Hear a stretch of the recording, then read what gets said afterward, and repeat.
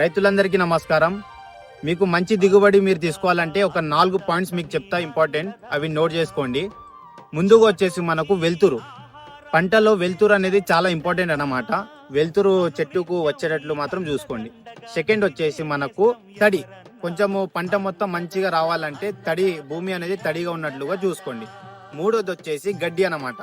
మీరు పంటలో ఎప్పుడు గడ్డి రాకుండా మాత్రం చూసుకోండి. ఎందుకంటే గడ్డి వల్ల చాలా నష్టపోతారు మీరు. ఎందుకంటే గడ్డి న్యూట్రియన్స్ కానీ దానికి కాంపిటేట్ చేస్తుంది కాబట్టి మీరు గడ్డి రాకుండా చూసుకోండి.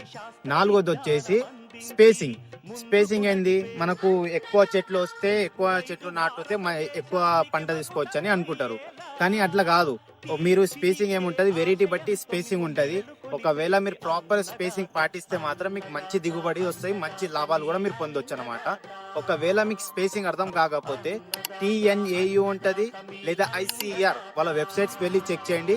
మీకు ప్రతి పంట స్పేసింగ్ అయితే మీకు అక్కడ దొరుకుతుంది.